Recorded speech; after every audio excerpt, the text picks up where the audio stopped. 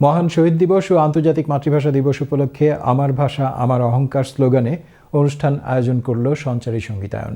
রাজধানী রোমে স্কুল প্রাঙ্গণে আয়োজিত অনুষ্ঠানে বাংলাদেশ সহ বিভিন্ন ভাষাভাষী মানুষদের উপস্থিতিতে বহুজাতিক সাংস্কৃতিক সন্ধ্যা সম্পন্ন হয়েছে।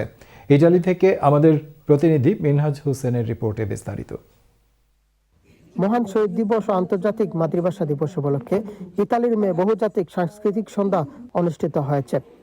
সঞ্চারী সঙ্গীতায়নের আয়োজনে ইতালিতে বেড়ে ওঠা শিশু কিশোরদের বাংলাদেশের কৃষ্টি সংস্কৃতি দেশি বিদেশিদের মাঝে তুলে ধরতে প্রতি বছরের মতো এবারও সঞ্চারী সঙ্গীতায়ন একটি ব্যতিক্রম আয়োজনের মধ্য দিয়ে বিভিন্ন ভাষাভাষী মানুষদের আমন্ত্রণ জানিয়ে বাংলাদেশকে উপস্থাপন করেছেন গত এক যুগ ধরে। রাজধানী রোমে স্কুল প্রাঙ্গণে নৃত্য, গান ও কবিতা আবৃত্তির মধ্য দিয়ে অনুষ্ঠান শুরু হয়। পরে শিশু কিশোর আবাল বৃদ্ধের মনোমুগ্ধকর সঙ্গীত উপস্থাপনায় বহুজাতিক মানুষের অনন্য আনন্দ দেয়।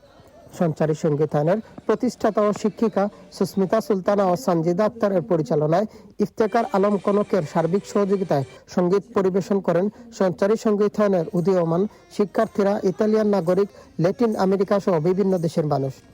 এ সময় ইতালির কয়েকজন নাগরিক মহান ২১ ফেব্রুয়ারির তাৎপর্য বাংলা, ইতালিয়ান ও ইংরেজিতে তুলে ধরেন এবং বাংলায় গান পরিবেশন করেন।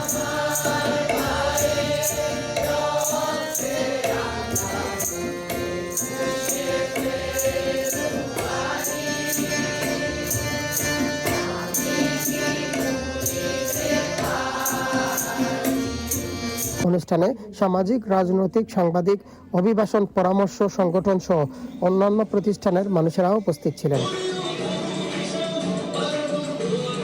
ইতালি থেকে Minhaj Hossain, channel S news.